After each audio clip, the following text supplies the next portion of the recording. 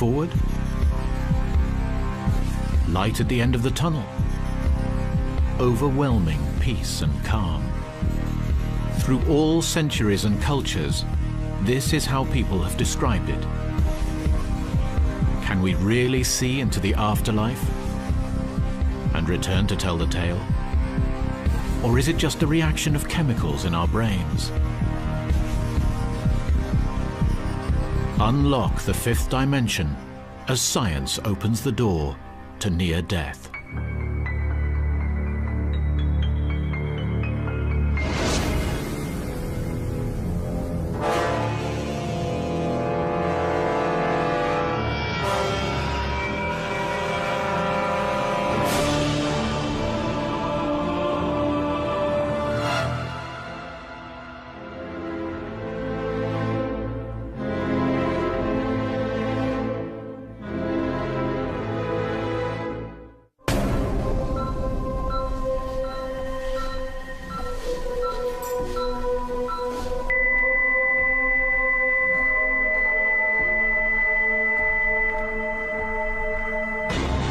Resuscitation after a cardiac arrest.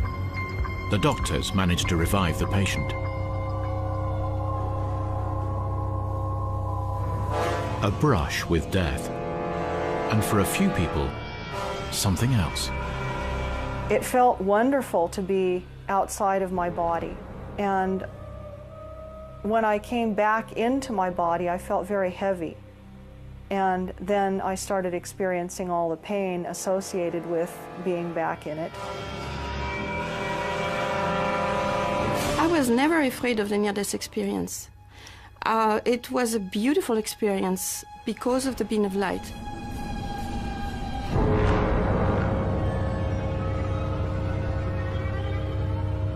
I know there is life after death. I know there is something on the other side. I've had a similar experience. I know what it feels like. I know how dramatic and life-changing it can be. But I did investigate many of them, very many as I could, and never did I find any convincing evidence at all for paranormal phenomena during near-death experiences.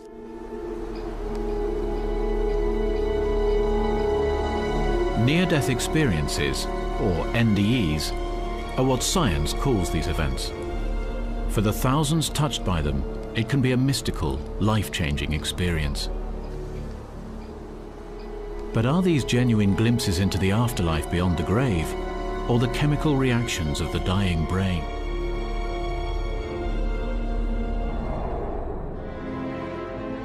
Eastbourne, England, December 1979. 18-year-old Jeanette Atkinson is in intensive care. She's developed a serious blood clot in her lungs after a simple knee operation.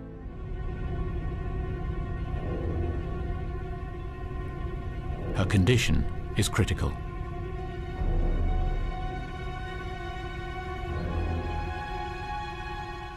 I arrived at the hospital in a very bad state.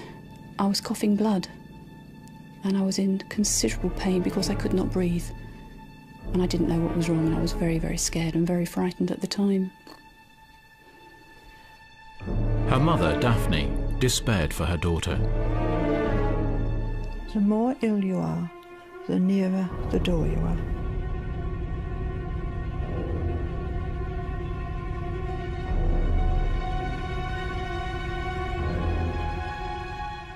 I was not expected to live, so I was close to the door. I felt then that she would never come out of hospital, because to me it was such a danger point that she was in the first bed in that ward. Daphne was filled with guilt. Trying to help, she had massaged her daughter's knee every day after the operation, not realizing she was making things much worse. I was breaking up this clot that was in her leg. And I always blame myself for the fact that I nearly killed her. I had 7 blood clots in my lungs, 3 on one side and 4 on the other. And one blood clot normally kills anybody. and 7. It's a bit of a miracle, really, I've been told, that I'm still here. After 48 hours, Jeanette gave up fighting. Above the doors was a clock, and the time was 9 o'clock at night. Then the light changed, and I felt very calm, very peaceful, and I didn't have any pain. I could breathe, and I thought, great, you know, I'm getting better. And then I started floating, and I went out of my body, and I could see me in bed, and I went up on the ceiling and started going up and down the ward, looking at all the other patients in their beds. From there, the light changed again, and around me started going very, very dark.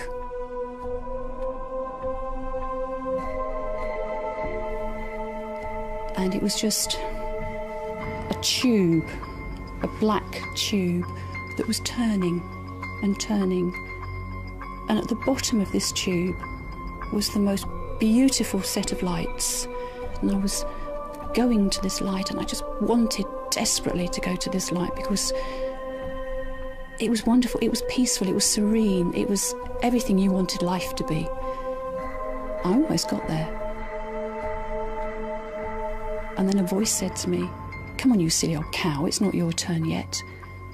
And as quick as that, I was back in my bed, back in my body, still looking at the clock and seeing the time as 9:20 that night.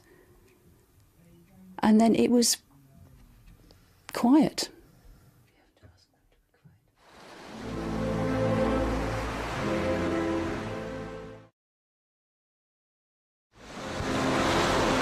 She's convinced that in that 20 minutes, she glimpsed the afterlife.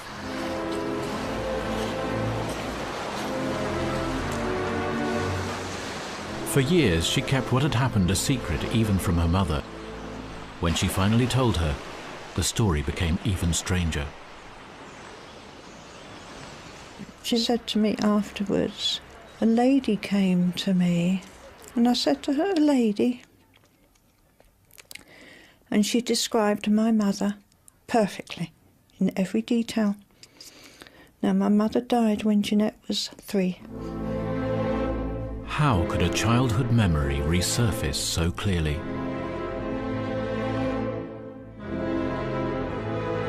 Whatever it was that Jeanette experienced, it gave her the strength to deal with another family tragedy, the death of her own teenage daughter.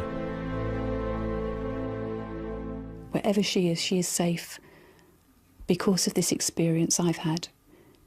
I've had a little insight into the other side, and I know when my time comes, my daughter will be there to take my hand and lead me through those lights at the bottom, and then I will have her forever.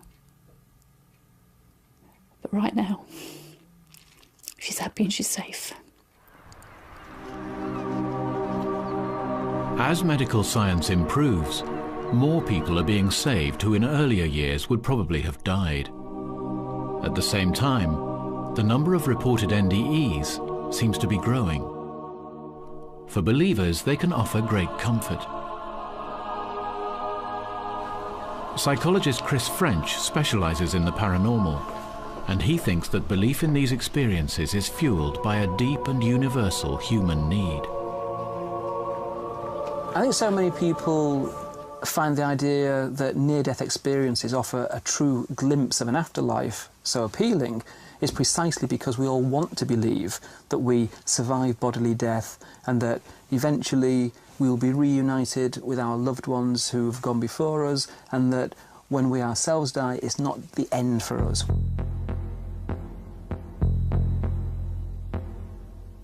Other scientists of many kinds agree with him, and medicine can find rational explanations for apparently paranormal experiences. Susan Blackmore is a psychologist. As a 19-year-old student at Oxford University, she smoked marijuana. One night she had such an extraordinary experience, she decided to start researching the paranormal, and NDEs in particular. One night I had a dramatic out-of-the-body experience. For over 2 hours, it seemed to me that I was outside my body, floating around, flying around the roofs of Oxford, looking down on my own body in its college room with my friends, and ultimately it became a mystical experience.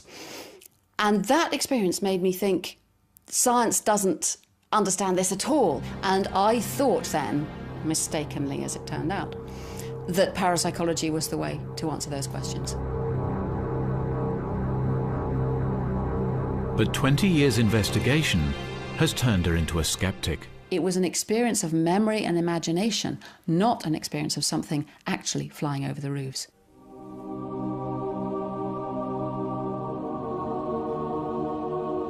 But for many centuries, in many cultures, people have reported these experiences.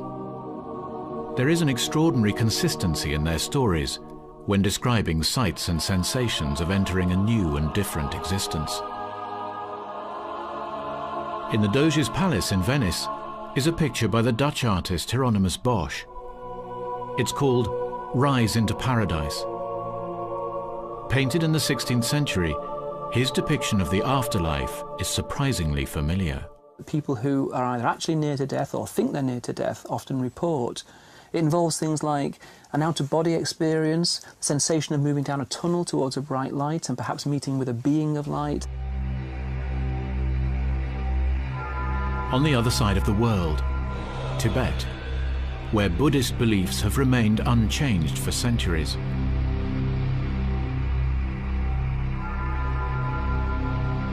Written over 1200 years ago, the Tibetan Book of the Dead describes the journey into the afterlife. A gleaming bright light will shine white from the heart of God, with such power that you hardly dare to look into it, and still won't be able to steer your eyes away from it. From ancient Tibet through 16th century Europe to the present day, the light at the end of the tunnel seems to be a universal symbol for life after death. Does science have a way to explain this? Now, what happens if you are lacking oxygen or you have a severe shock or various other imbalances in the brain is that the inhibitory system gives up first, allowing a massive overstimulation of the whole visual system. And what does this look like? It looks like a bright light in the middle, because there are lots and lots of cells devoted to the middle, fading off towards dark at the outside. And as that effect gets stronger, so the light seems to get bigger and bigger and bigger and bigger until you're rushing towards it, and ultimately it envelops your whole awareness. That's where the tunnel comes from.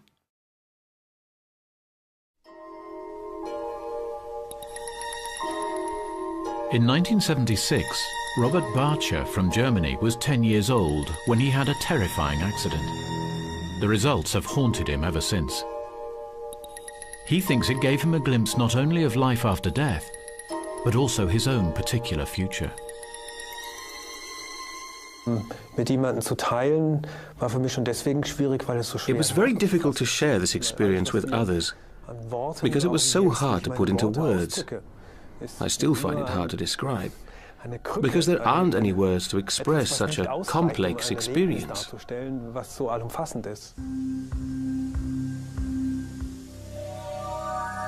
On the 24th of April, Robert and his brother Bruno were playing around in their parents' bathroom. I was in the bath, and my brother was getting ready by the sink. He grabbed the hairdryer.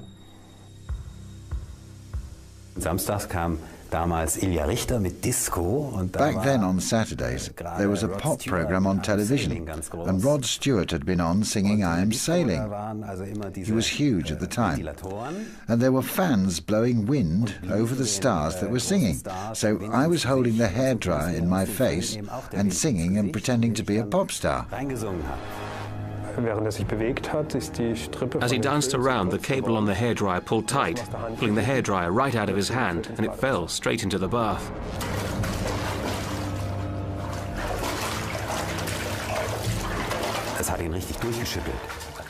It just shook him.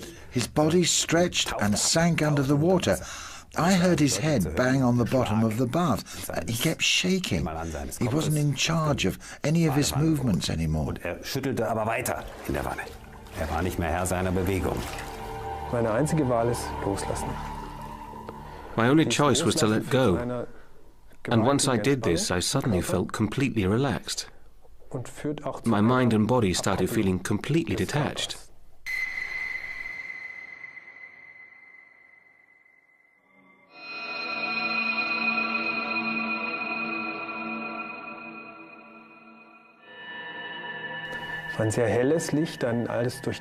A very bright light.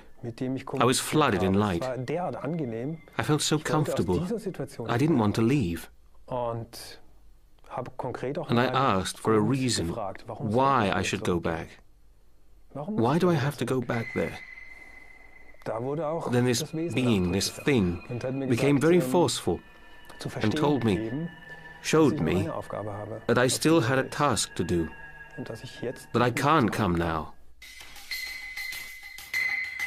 As a teenager, and still today, Robert is convinced that his near-death experience showed him his future wife and family. You could say that a vision of a dark-haired woman and 2 children is something that everyone will see at some point in their lives.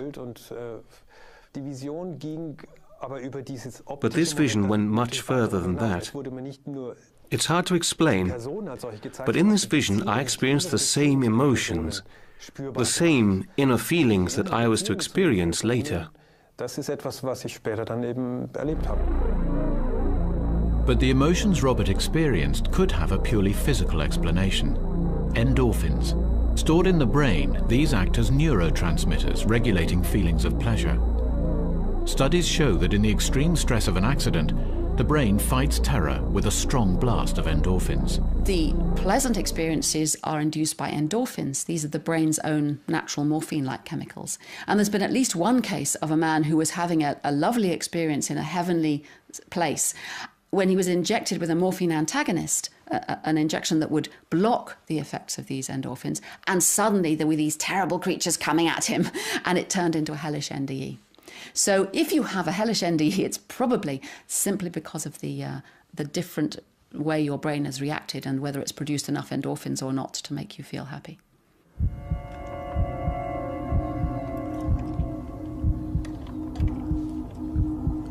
Whatever the cause, Robert longed to regain that lost feeling of peace. It haunted his mind and became the focus of his life. He wanted to share what he felt was a wonderful experience, but he had to keep it a secret, fearing that no one else would understand.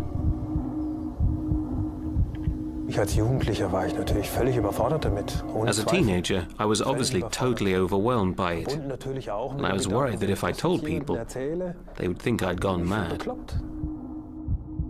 But the memories became too powerful to ignore. He started to test himself, taking up dangerous sports where death is a real risk. What he wanted was to find again that feeling of freedom from his childhood encounter with death.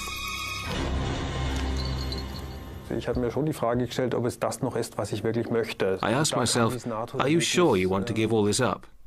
The experience then came up in me very strongly, and I thought, yes, I want to find out for myself what this means.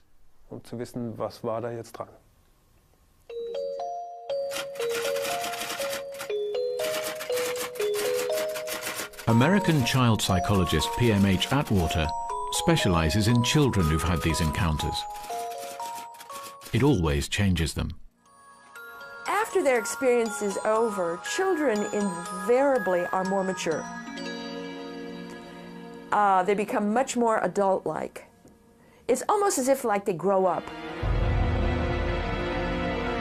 Sometimes art can provide much-needed therapy. This painting by a Dutch woman recalls her childhood brush with death. It expresses the intense emotions of her experience. For a child, they will many times blame themselves for the experience ending. They'll think, well, I was a bad child, or what did I do wrong? Did I say something wrong?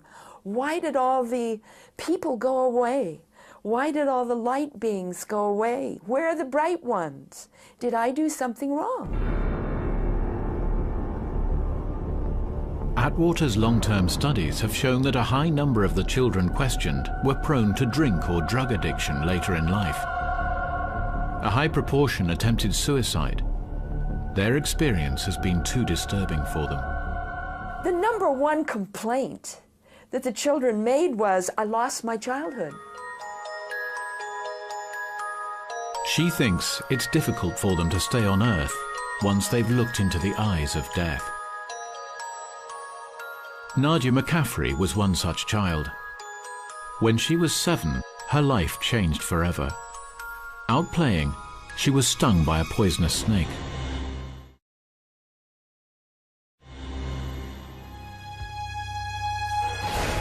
I felt this enormous pain on my left ankle. And I stopped, of course, froze, and I knew immediately what that meant. I knew immediately that I was facing death. For 10 days, she struggled for life. Finally, the doctors gave up hope. What happened was I left my body. Look at it, I was not interested by that at all. All I could see was this beautiful light. This beautiful, powerful light, so full of love. She says she met a heavenly creature made of light who spoke to her. She was very, very clear on saying, you will not die, but I have to leave now. You cannot come with me. And you have a lot of things to do. You have to go back to life. Against the odds, Nadia survived, but she was changed. She no longer felt like a child and says she suddenly developed uncanny powers. I could hear some people's thoughts. I could feel people's pain. I could hear their sorrow. It was a torture. But I couldn't talk to anybody about it. And the only person really I trusted to talk to this experience was my grandmother. And when I told her, when I explained what happened to me, she looked at me and she very seriously said, don't you ever talk to anybody about this. They would think that you're crazy and, you know, you would be put away, you would be locked up. Nadia McCaffrey shut herself off from the world. Life on Earth was not enough. She longed to return to the heavenly creature bathed in light. At 17, she decided to try. Her first suicide attempt failed, but shortly afterwards, she tried again. When I reached this light, there was no one there, no beam of light. Just the white light. And I hear this enormous voice, like a thunder, coming from everywhere, but nowhere. Kind of coming like this, saying, you cannot stay here. You have not even begun your work yet. Oh, I thought to myself, here we go again. So I am very feisty and I argue with everything and everybody. I wanted to argue with this voice, but trust me, you don't argue with that voice.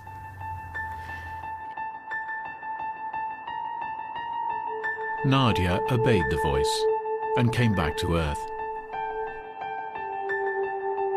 When she woke, she was alone. The doctors had left the room, pronouncing her dead. But after this happened, I understood that, this was not a good idea. They don't want me. So I just have to be here, find my mission, do what I have to do, and I will never attempt suicide again. It's useless.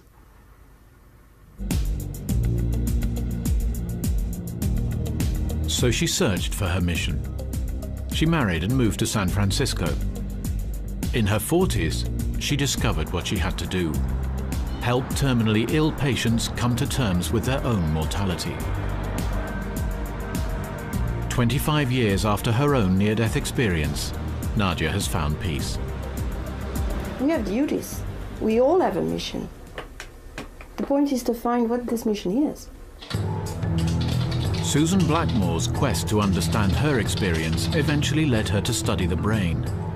She accepts people believe their impressions, but now can offer rational explanations. When your heart stops working and the oxygen stops getting to the brain will rapidly use up what little oxygen it's got, and all the cells will start malfunctioning in different order, the smaller ones going first and the inhibitory systems going first.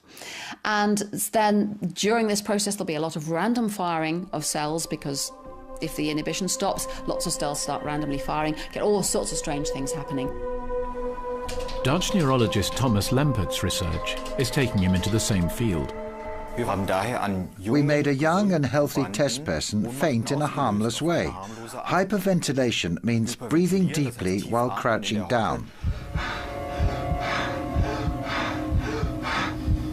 Lempert's main focus is on epilepsy, which includes the effects of oxygen starvation on the brain. And then standing up quickly and pressing against the closed throat.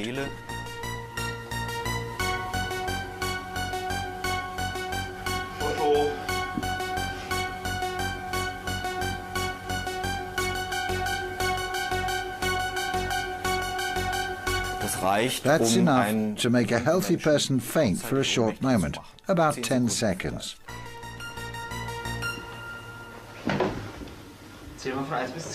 Many of the guinea pigs report experiences that sound remarkably similar to near-death experiences. One of them woke up and opened his eyes wide and said, "This is unbelievable." He then explained how he saw a flood of pictures all in a row, all with the feeling of being light and floating, and amongst his friends. He didn't want to leave. Another test person told us that it was wonderful. She didn't want to come back, really, and she thought that if she died right then all would be well.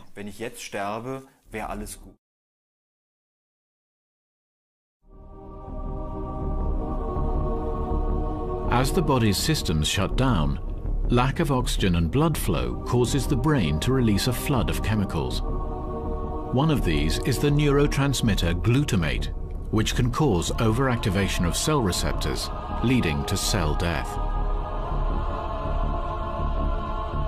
Other chemicals are released to fight this, and a side effect of this chemical intervention is an altered state of consciousness. A substance close to these transmitters is the anesthetic ketamine. Tests on rats have proved that ketamine not only causes hallucinations, but also slows down the dying cells of the brain. In humans, it can produce all the features of an NDE. The ketamine model of the near-death experience is being studied by Dr. Carl Janssen from the Royal College of Psychiatrists in London. What is likely to be happening during a near-death experience is that the brain activates its own mechanisms and releases a number of substances that are neuroprotective. They protect the brain cells from damage due to the low oxygen, the low blood sugar. Under those conditions, they protect it from damage. They bind to the same receptors, to the same place that ketamine binds to, and as a byproduct, they produce the psychological state, which is known as the near-death experience. So are near-death experiences the brain's furious struggle for survival? That theory answered a major question that the sort of pro-lifers, as they're known, the people who believe in life after death, were always putting forward, which was, well, what is the evolutionary purpose of a near-death experience? Why should you be capable of this? And I would say, well, you're capable of this because it's a byproduct of the brain protecting itself from damage, and you would absolutely expect the brain to have mechanisms for protecting itself from damage. Dutch cardiologist Pim van Lommel is challenging the theory of the dying brain. For 13 years, he studied over 300 patients who had suffered heart and breathing failure for a prolonged period. To his surprise, only a very few reported near-death experiences. There was no explanation whatsoever. There was no difference between the 82% of patients who survived cardiac arrest without an NDE and the 18% who had an NDE. When it would have been a physiological explanation, say the anoxia of the brain, you would expect everybody to have that experience if the anoxia is the explanation. So Van Lommel concluded that oxygen starvation was not responsible for NDEs. When a pacemaker is implanted under a general anesthetic, it triggers an artificial cardiac arrest. An EEG, a machine that registers tiny electrical signals coming from the brain cells and nerves, monitors activity. What you see that is after 6... What you see is that after 6.5 seconds, the EEG started to show chemical responses, and then at an average of 15 seconds, the EEG is flat.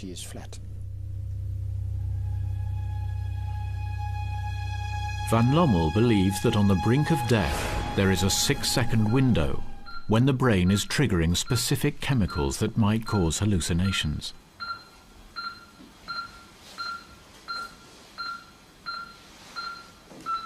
But once that window closes and the brain shuts down, no more images or feelings can be received. But there are some cases which seem to defy this scientific logic. Vicky Umipeg from Seattle in the USA has been blind since birth. In January 1973, she was terribly injured in a car crash.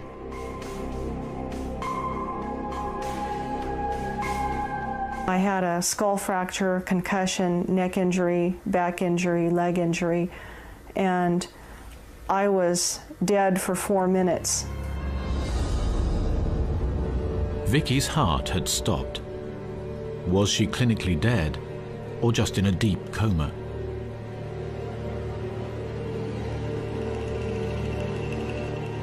My back was up against the ceiling, and then I was looking down at everything. The one doctor said, well, it's a pity now that she could be deaf as well as blind because there's blood on her left eardrum. And then the female doctor said, well, we don't even know if she's going to survive this coma, and if she does, she could be in a permanent vegetative state, and that made me mad. As she fought for her life, something even more extraordinary happened. Vicky could see for the very first time. I felt like it was a nightmare because I have never been accustomed to perceiving of anything from a distance.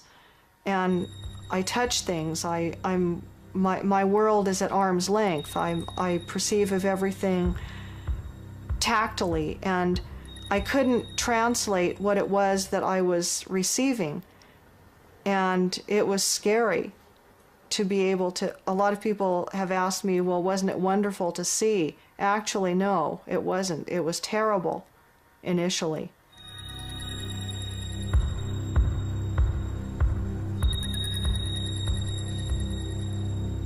I saw this ring on my left ring finger, and I thought, okay, that is me. And I also realized I had very long hair then down to my waist, and I realized that they'd shaved off quite a lot of it, and I was pretty upset about that. How could Vicky's blind eyes see? I mainly dream even with taste, touch, sound, and smell, but in my dreams there is no light, no color, and there are no visual impressions.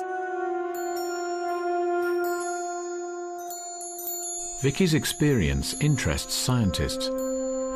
She works with a psychologist from New York University specializing in the near-death experiences of the blind, Sharon Cooper.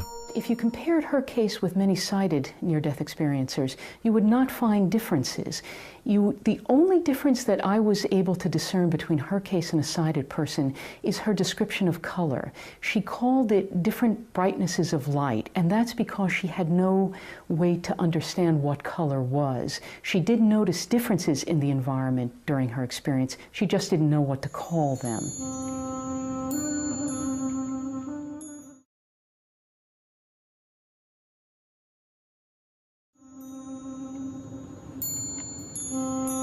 Vicky Umipeg survived and returned to her world of darkness. She still has no doubt that for just a few minutes, she was able to see. I do know that there are many people who are going to be skeptical, and who don't understand and who don't believe what I say, but I know what I experienced, I know what I saw, I know what I heard, I know what I felt. And so I just leave it at that. Vicky's story seems to challenge rational scientific explanation. And there are others. How does science explain another widely reported part of the near-death experience, floating outside the body? We know how the different experiences work in the brain and why they unfold in the way they do. You just have to have something that will trigger off that kind of natural human capacity. Cardiologist Pim van Lommel also has his own explanations about how images are received into a non-functioning brain. Till now we had a concept. Until now we had a concept that consciousness and memories are generated by your brain. If this concept is true, then it would not be possible to experience your full consciousness with memories from early childhood, with cognition, with emotion, with perception, above and beyond your body, during a period when your brain is not functioning. But if the brain is dead and unable to generate images, where do they come from? Van Lommel's controversial theory is that in some way consciousness exists outside the brain, something it can plug into. So I compare the brain with a kind of... receiver, as an interface, as a decoder for consciousness, to connect consciousness to our world. The internet you receive is not in your computer. When you switch your computer off, the internet is still everywhere. Everywhere where you put another computer on. If his theory is correct, then the visual components of NDEs are visions of an unplugged brain floating freely through a web of consciousness. Few agree. Many NDE researchers genuinely believe that consciousness can operate outside the brain. I think they're wrong. Ultimately, it's an empirical question, and we'll know the answer in the end. If I live long enough, I'll probably be able to look back and see, they did or didn't find it. But right now, the evidence is not convincing at all to me, and I would say to the majority of scientists. And psychological studies have shown that believing imagined experiences to be true can lead to the development of false memory syndrome. People start thinking that events that never happened are real. Science is struggling to unlock the mystery of memory and consciousness. There's much we just don't understand. We do know that from early childhood the brain starts selecting some events to store. We don't know why that selection is made, how it's stored, or why some memories resurface. A world expert on this complex process is Nobel Prize winner, neurologist Philip Sharp. We believe those synaptic contacts between cells are modified by experience in a way that stores memory. There is probably also memory stored in the birth of new cells, and there may even be new mechanisms that we do not know about that stores memory. The interesting thing about memory is it's got to span from milliseconds to lifetimes. So is one mechanism adequate to explain the memory of a second ago and the memory I have of my childhood 50 years ago? Perhaps not.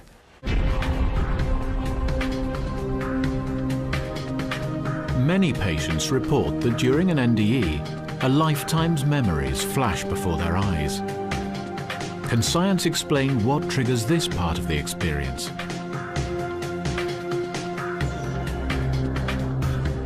I saw everything in my life from my birth up until the car crash when I was 22 years old. I saw everything that I had been through. I saw people who had mistreated me. I saw people that I'd had wonderful experiences with. Everything. You feel it, you live it, it's within you. It's not just watching it with your eyes, okay? It's living it. We know what sets it off. There are areas in the temporal lobes here above the ears where if you stimulate them electrically or with fluctuating magnetic fields, you can induce this life review. So it seems that when you come close to death and there's this massive random firing of cells, if you've got that random firing happening in these parts of the temporal lobe, you will set off this review. But what if people see events during their life review that they could never have known before? Evert ter Beek from Holland learnt entirely new things. Dat gevoel wat ik daar dus had, heb ik dus nooit meer gekend. Up there is a feeling of unbelievable mutual love. I have never experienced this feeling since. But I still long for it.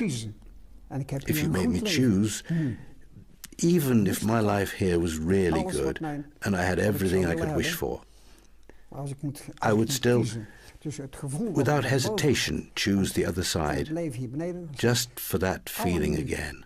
Steek ik over en wil ik dat gevoel nog terug hebben. Now in his 70s, he has survived 5 heart attacks. The final one led to his NDE. He's tired of this life, as his wife Anne explains.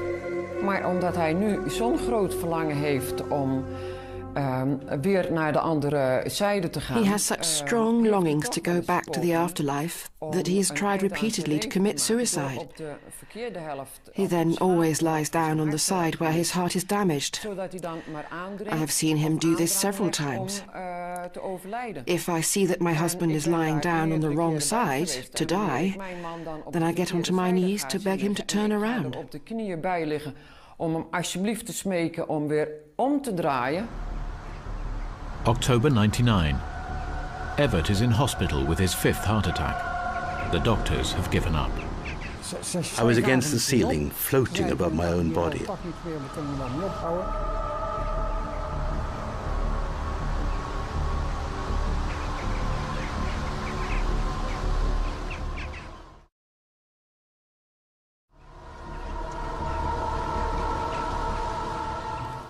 Ik zweefde dus boven mijn lichaam, ik ging door het dak heen. I was actually floating over my body through the roof.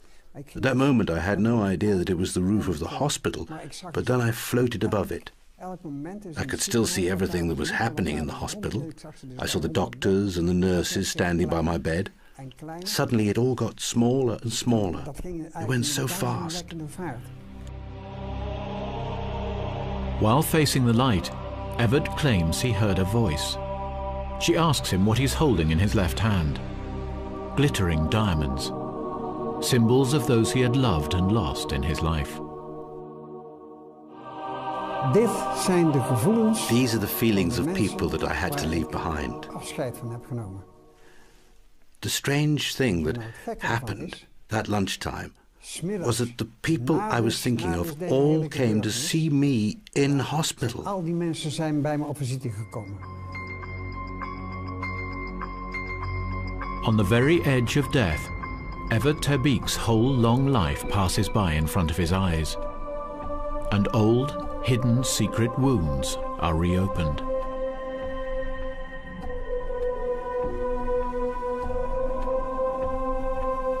Evert saw everything in his life, from birth to near death.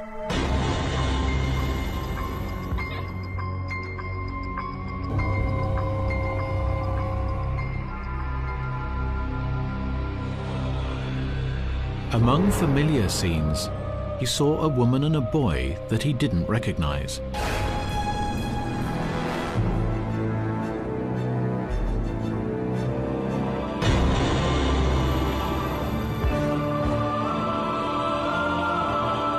There were people that I didn't know even existed. Yet I had this feeling that I had abandoned them. They said to me, "You abandoned us when we needed you the most." And they were right.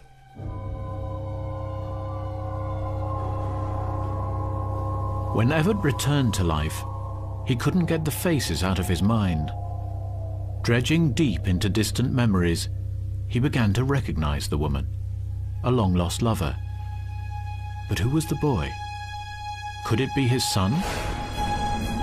Kijk, van haar bestaan wist ik dus. Dat wil zeggen... I started to dig deeper into my memories. She had to be somewhere. Then I remembered her name and her life. It was then that I realized that my relationship with her had had serious consequences. A consequence that I didn't know anything about. Een gevolg waarvan ik dus mijn leven lang dus niet op de hoogte ben geweest. Evert eventually located his lost lover, and she confirmed his suspicions. He had fathered a son who had been dead for 30 years.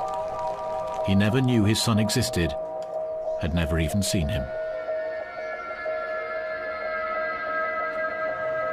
Toen ik voor de eerste keer aan zijn graf stond, was het een gevoel van weemoed. When I stood at his grave for the first time, I felt sadness and sorrow. Een gevoel van jarenlang gemis. It was a feeling that I had missed him for all those years, although I'd never met him. Dan ga je dus denken aan wat had kunnen zijn. You question yourself about what could have been. En wat nooit eigenlijk dus This is such an enormous loss. geëindigd gaat worden. Dat draag je de rest van je leven draag je dat mee. It will haunt me for the rest of my life. Er is eigenlijk maar één troost. The only help is to know that we will be united again one day. Dat je dan dus weer eens een keer. That's what I thought when I stood at my son's grave for the first time. Gedachte dat ik aan het graf van mijn zoon sta.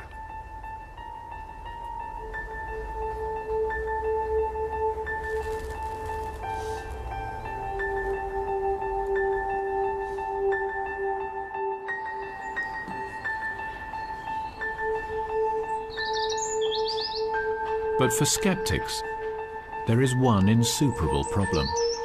In spite of the advances of modern medicine, death is still final. It's still the one place from which no one can ever physically return. Susan Blackmore.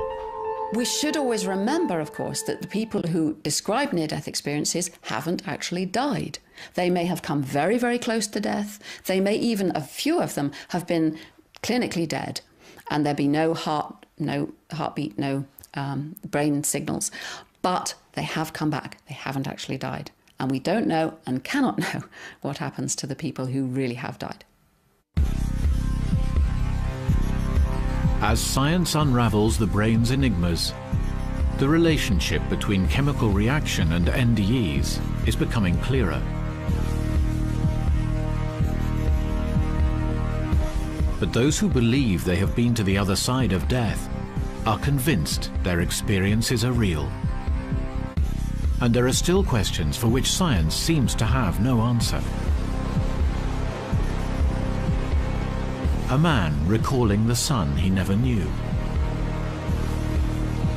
A blind woman being able to see. Does the answer really lie in another world? It's very tempting to think that's what's happening as you come close to death, so that's what will happen afterwards. But there's no proof that it will. I've looked into hundreds of cases of this kind, and the evidence doesn't seem to stand up. I think it's more wishful thinking. People want to believe, but let me see the evidence and then I'll change my mind.